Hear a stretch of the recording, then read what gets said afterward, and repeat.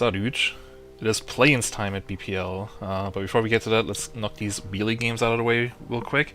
That we have on Friday, we have up first Nightmare Goliath. Nightmare actually has a new player, they have Waves now. I casted Waves during the British Brawl, the last one, and they were actually insane on the Soldier 76. Like, if they can bring that same level of play on a consistent basis, then I think Nightmare is gonna look a lot better this time. I think the sane choice here still would be to give Goliath the W though, so I'm gonna say 2-0 Goliath, but I would not be surprised if maybe we get an upset here and Nightmare takes a win. We will see. Heartbreakers Atomic. I think this will finally be a much needed reality check for Heartbreakers. I'm still not a real believer in them, I gotta say, and Atomic is just like, now that Redwood Rockets are looking a little weak, all of a sudden, I think Atomic is the best team currently in B-League, so this should be a 2-0 for them. But who knows, maybe Dragon Watch just puts on a clutch performance again. 7-piece Gerald Fan Club. Gerald Fan Club, I heard they might have some roster issues for this match, but I still kind of like them, especially with Reborn now, so this will be tough. A 7-piece? I mean, I feel like this is an even matchup. I think if Reborn pops off, then I can see Gerald Fan Club winning this game. I'm gonna say 2-1, I'm gonna say this will be a close one.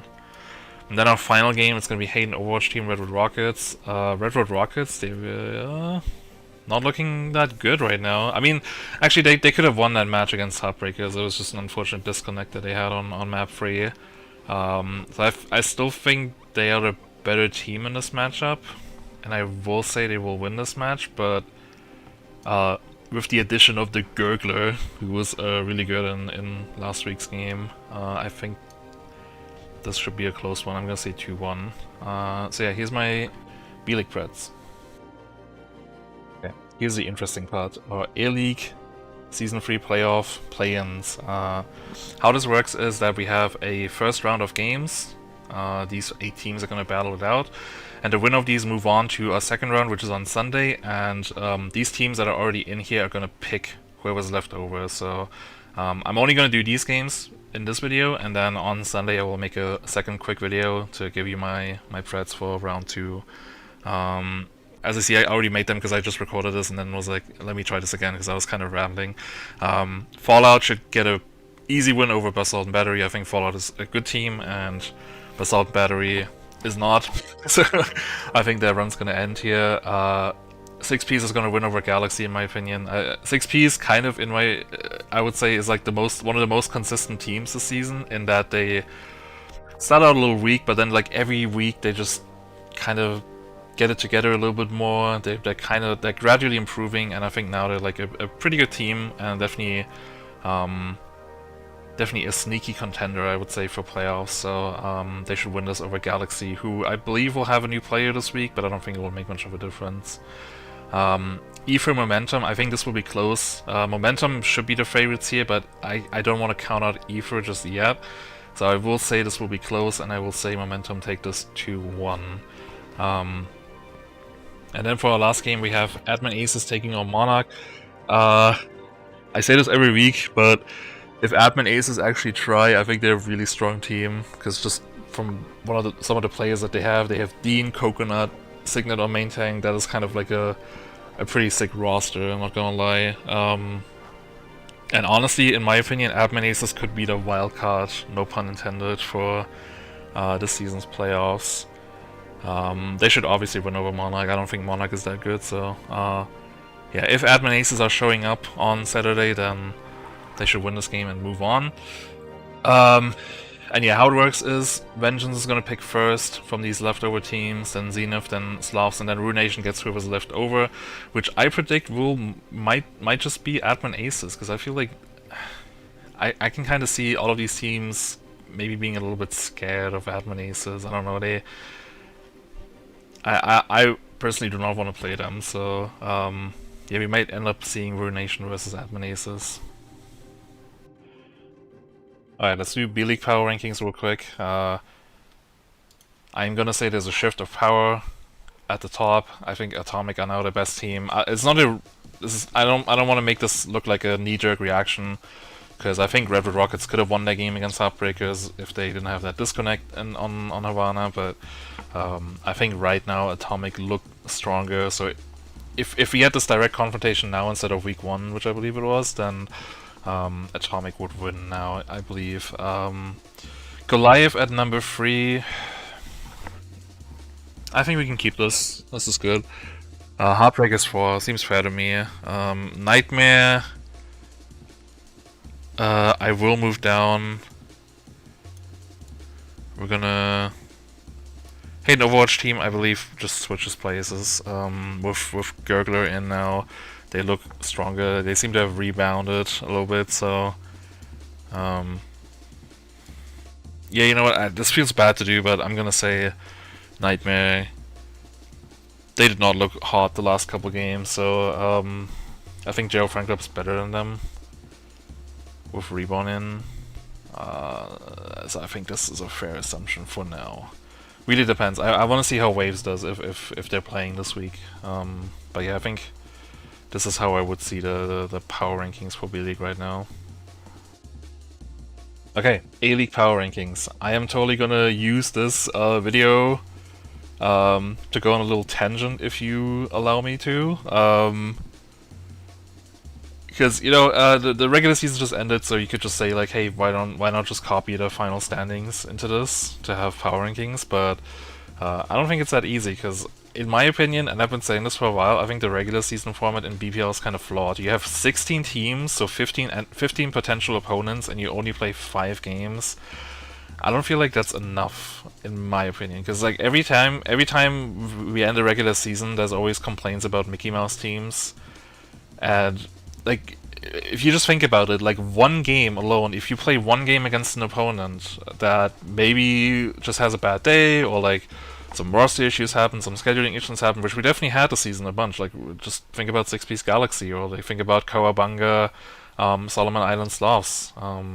Like one of those games is 20% of your season, so I think at the end of the day, like the final results just kind of gets skewed a little bit. Like if we look at the standings, like this looks disgusting. Like this just looks wrong to me. And I'm saying this as someone who's associated with one of the top 4 teams in Beat Draw Bears. I think we do not belong here at all. It's kind of crazy that we finished above Vengeance and Ruination just because those teams happened to lose the last game, and we just kind of slipped up here for some reason. I don't know. I think the regular season format just doesn't say a lot anymore, in my opinion. And I've been saying this for a long time. Either make the season longer or have less teams. Neither of those ideas people like, so I guess we're just gonna get stuck with this, and we're just gonna be stuck with this, and every time people are gonna complain about Mickey Mouse teams, which there definitely are some if you look at this upper half. There's some teams that really do not belong here. I'm not even just talking about us. Like, I'll be real, I don't think Kawabanga is the second best team at all. They had some Mickey Mouse games, so it is what it is. So that's how some of these teams ended up in our first round of playoffs. And some teams like Ruination somehow ended up in the middle of the bracket, even though I think they're like one of the better teams. So I don't think it's going to be that easy. I think the power rankings are wildly different from what this end result is looking like here. But yeah, let's get into it. I just wanted to get that off my chest because I've been saying that for a while, and people are always like I'm wrong. So hey, whatever. This is my video, my channel. If you don't like it, I don't care. Summit. Say at the top, I mean, that's obvious. They're the only undefeated team. They only dropped 1 map. They look really strong. MagTech and Dynamic is just insane, so they stay there. Second best team? It's definitely not Kawabanga. I would say, honestly, still Vengeance. I don't know, like, even though they're 5th in standings and they lost 2 games, I would say they're like the 2nd strongest team in the league right now. Same with Slavs, I would still put them at number 3. Ruination number 4. I feel like, honestly, Ruination can kind of stay here, but they don't belong in this tier anymore for me. I'm gonna say they lead this tier, and this is a top 3 now. So these are these 3 tiers. These 3 teams are like in their own tier for me, and then we have this like middle of the pack, or like this runner-up tier, which Ruination, yeah, I think they can lead it. Fallout, I would say they drop a little bit. They should drop below Beat Drop Bears. who I believe move up here. I still think Fallout is better than Whirlwind, even though Whirlwind is top 4. Like, I don't know. Like, that's what I mean. Like, I don't think it means much. I think on a direct comparison, Fallout is a better team than Whirlwind or Cowabunga, so they should be here. 6-piece, I think, can stay here. Galaxy definitely do move down a lot after that game, because they did not look fine. They did not look good, and they were also just trolling. So I don't know. I moved them into this tier now. Momentum. You know what?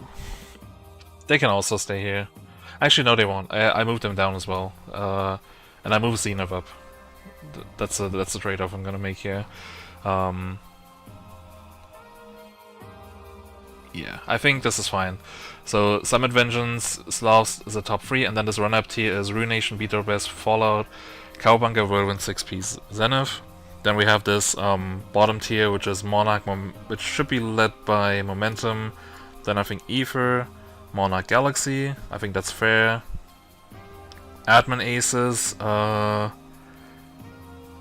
I think they belong in this tier now, because they are showing some signs now, and I do think that when it goes into playoffs, they will be a lot better, or like will try more. And Basalt and Battery, I still think, even though they won a game, it was against a team that was literally just using an RNG website, and from what I've heard, one of their players was like watching UFC during the match. So does that win really count? I don't know.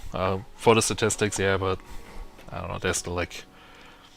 They're still a team that exists for me, so I keep them down here. But yeah, I think this is my current power ranking for A-League, and as you can see, it does not correlate at all with this standings here, when you only have 5 matches and you get some free wins. Like, some teams get free wins against Admin Aces this season, or get free wins against Basalt and Battery, or you play against teams that are missing their best player, then you end up with this result here, whereas I think this is a more accurate representation of the skill levels right now. But yeah, I think this is fair. So here's my A-League power rankings for going into play-ins. This might change next week, so I might do another one when we do playoff predictions. So you'll see. But yeah, I want to say thanks for watching. Hope you guys enjoy the games, both B-League and A-League this weekend. And I'll see you again on Sunday when I make my predictions for play-ins round 2.